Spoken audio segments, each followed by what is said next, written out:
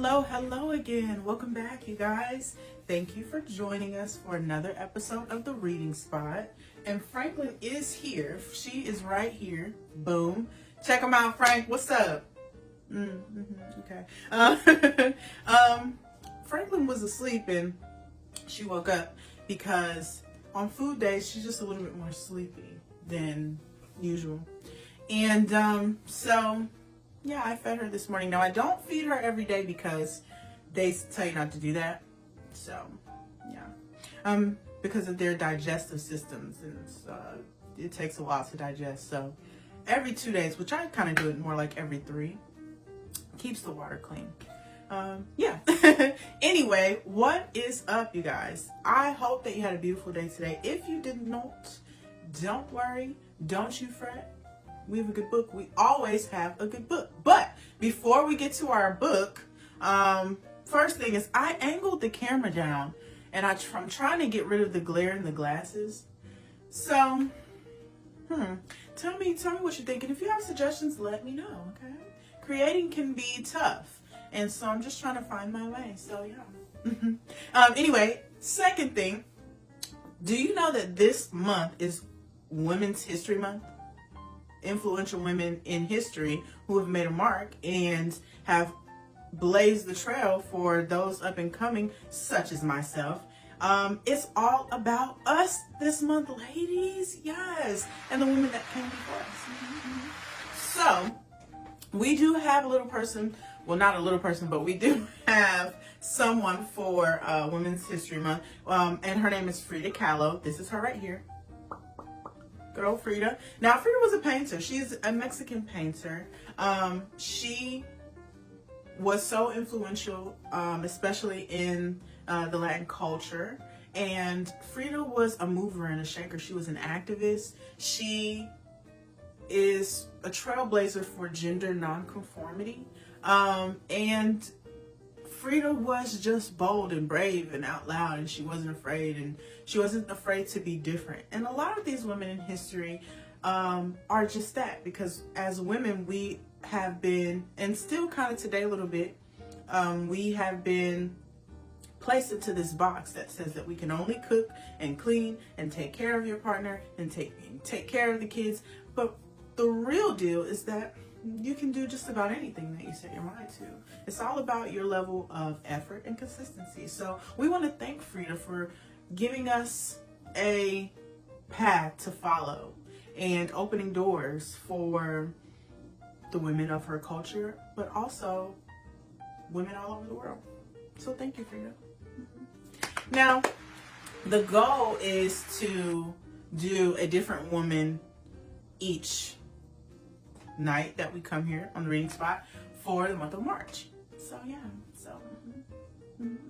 okay, but nonetheless, I know why you're here. I know why you came, and you are ready for a good book. That's okay, because guess what? Slow down. I have one.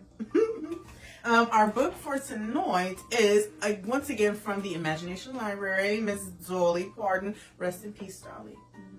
Yes, and we love you. And we love the Imagination Library. Her foundation is still going strong. Now, I've already ripped this one out the good old plastic. See, look. I've already yanked it out of there.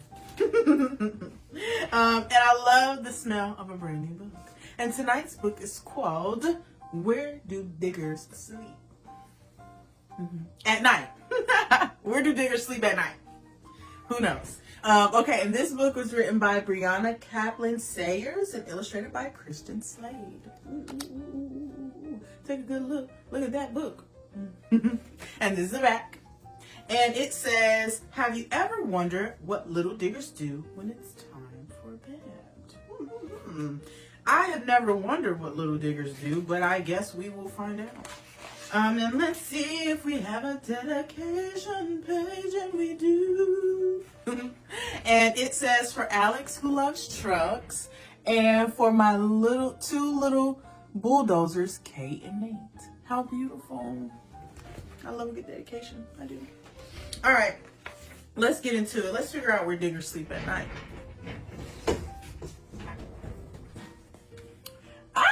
Sorry guys, shook the camera, hold still. Where do diggers sleep at night? Do they dream of holes they dug? Do their moms reach front to backhoe when they give a goodnight hug? Where do dump trucks sleep at night after dumping dirt and rocks? Do they gather toys and dump them in a giant truck toy box?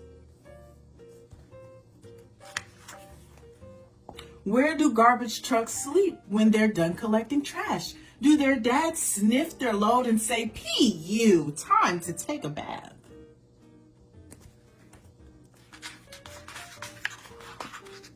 Where do monster trucks sleep when they've done a day of crushing? Do they find a giant puddle when their metal teeth need brushing?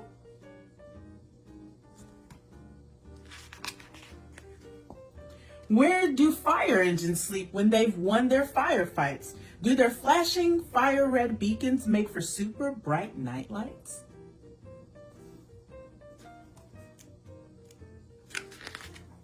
Where do snowplows sleep at night when they've cleared the snow away? Do their moms say, "Get to sleep, boys, lots more snow is on the way"? Where do car transporters sleep when they're loaded up with cars? Do they tell those cars a story as they sleep beneath the stars? Where do tow trucks sleep at night when they've reached their destination? Do they tuck each broken car into a cozy service station? It's either the tow truck or the repo man. It's one of the two. Where do giant cranes sleep when they've lifted their last beams? Do their moms pick them up and rock them and wish them sweet truck dreams? Where do tractors sleep at night after plowing all day long? Do their dads sing "Old Truck Donald" for a barnyard bedtime song? Where do all these trucks sleep after rumbling down the road? Do they gather at a truck stop to rest their heavy loads? Do they ask for one more story, one more kiss, or one more hug? Do they cuddle with their teddies under blankets, soft and snug?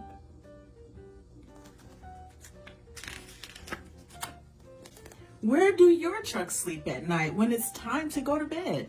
They'll be waiting in your toy box when you wake, my sleepyhead.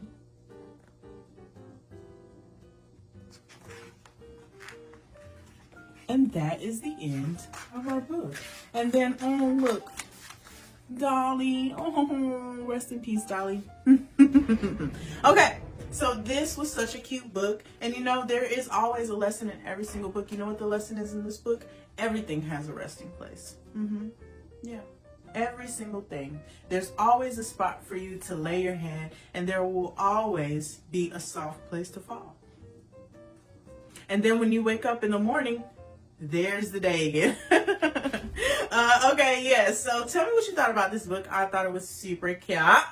Yes, and we appreciate all the books that we get from the Imagination Library. So yeah. Okay, so today's Friday, tomorrow is Saturday, and we have a history here at the Reading Spot of doing experiments.